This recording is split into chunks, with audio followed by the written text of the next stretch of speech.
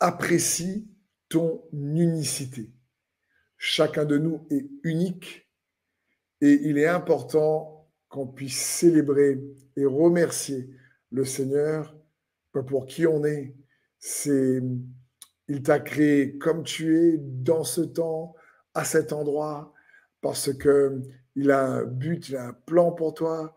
Tu n'es pas un hasard et tu n'es pas, pas arrivé au hasard.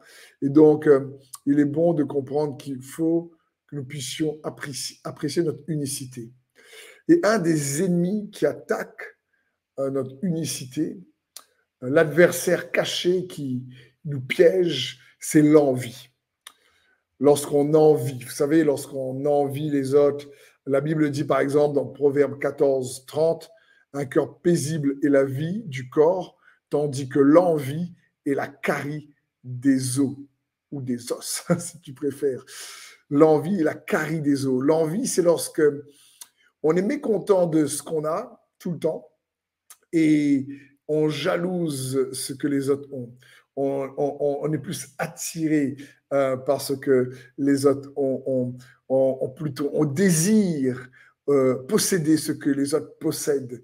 Et aujourd'hui, on est dans un monde où, avec les réseaux sociaux, le star system, etc., l'envie est comme une gangrène, c'est une carie dans les os. Elle vient, l'os parle de ce qu'il y a de solide en nous, de la structure qui maintient la chair.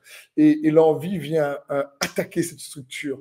Ça parle que l'envie est un état d'esprit qui vient attaquer en réalité la structure solide de ton identité en toi.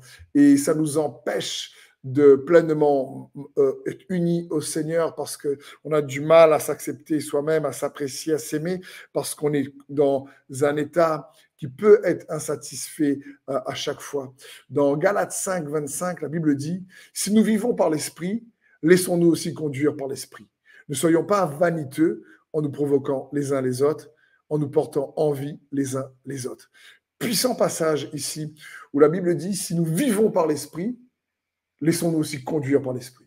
Et ensuite, il est en train de dire, ici l'apôtre Paul, ne soyons pas vaniteux en nous provoquant les uns les autres. Il est en train de dire, ne fais rien pour essayer de te mettre en avant par rapport aux autres, pour essayer de briller plus que les autres à chaque fois que tu fais quelque chose. Il dit, ne porte pas envie les uns les autres. L'envie, on voit ici, nous empêche l'esprit de nous conduire. Non seulement ça nous empêche de devenir pleinement ce que Dieu veut que nous devenions, parce qu'on n'apprécie pas qui on est, il y a une insatisfaction qui est là, il va venir réellement détruire cette paix, et en même temps, on voit ici qu'il va nous empêcher de laisser le Saint-Esprit nous conduire, parce qu'on va toujours être conduit par rapport à ce que les autres font, ce qu'on aimerait par rapport aux autres, etc., etc. Et là, c'est dangereux. Donc, comprenons bien, un des ennemis principaux qui attaque également ton identité, ton unicité en Christ, c'est l'envie. L'envie, elle vient nier, c'est-à-dire qu'elle vient nier ton unicité, c'est-à-dire qu'elle vient mettre en doute vraiment celui ou celle que tu es et dans ton unicité, dans la valeur unique que tu as. Et l'envie, non seulement vient nier ton unicité, mais l'envie vient également désorienter, dévier ton attention. C'est-à-dire, au lieu de regarder à Christ, à ce que tu as, etc., on va regarder à ce qu'on n'a pas. On va regarder, par exemple, sur les réseaux sociaux, ce que les autres ont. L'envie va nous faire gaspiller notre temps et notre énergie parce que elle va nous faire croire des choses à propos des autres. Des fois, on ne connaît même pas comment ils vivent vraiment. Et si aujourd'hui les magazines de stars se vendent facilement, c'est parce que beaucoup de gens envient les stars, mais ils ne les connaissent pas vraiment. Ils ne savent pas si leur vie est vraiment riche en paix, super, mais ils pensent, se font une idée. Donc, elle vient en réalité dévier notre attention, elle gaspille notre énergie. Et le problème de l'envie, c'est qu'elle est connectée à d'autres péchés comme la rivalité qui crée un esprit de parti, l'envie vient briser et attaquer l'unité, ton unité avec toi-même et avec Dieu, Une fois que ça s'est attaqué, l'envie va créer aussi un autre problème, un autre péché avec qui elle est comme un frère jumeau, une feuille recto verso. C'est la rivalité qui va créer comme des partis, que ce soit dans les églises, que ce soit dans les groupes, peu importe, dans le travail. Et ça, il faut se veiller à ça. La parole de Dieu nous parle que l'envie est une œuvre de la chair qui est destructeur. Et voici rapidement quelques solutions. D'abord, ne te compare pas aux autres si tu veux triompher de l'envie. Ne te mesure pas par rapport aux autres. Arrête de te comparer. Ensuite, célèbre les percées des autres. Même s'ils réussissent, il y a plusieurs versets dans la parole de Dieu où la Bible dit n'envie pas le méchant qui réussit, n'envie pas le pécheur. Parce que on a tous des fois pensé, lui, il ne sert pas Dieu, il réussit, lui, il ne paye pas le prix comme moi, et franchement, il a l'air bien. Et ça vient nous chercher. Et la Bible dit attention, non, célèbre la percée des autres. Ne juge pas les autres juste sur une fausse perception, sur ce que tu as entendu ou tu penses, ou ce que tu as vu sur les réseaux sociaux. La Bible dit que Jésus ne jugeait pas sur un oui-dire. Donc, remercie Dieu également pour ce que tu as déjà.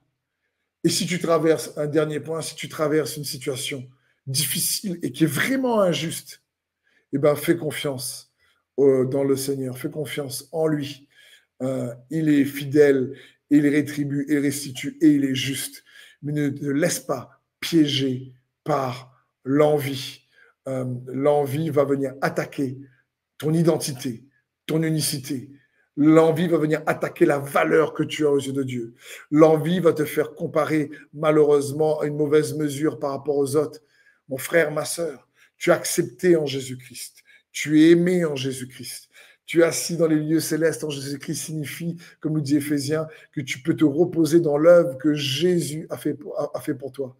Dis-toi bien, ne te demande pas, est-ce que tu as accepté aux yeux de Dieu? Dis-toi bien, est-ce que Jésus-Christ est accepté par le Père? Si la réponse est oui, c'est que tu es accepté aussi parce que tu es en lui. Est-ce que Dieu le Père apprécie son Fils Jésus? Si la réponse est oui, c'est que tu es apprécié aussi parce que tu es en lui. Ne te compare pas aux autres. Quand on se compare aux autres, on regarde à nous.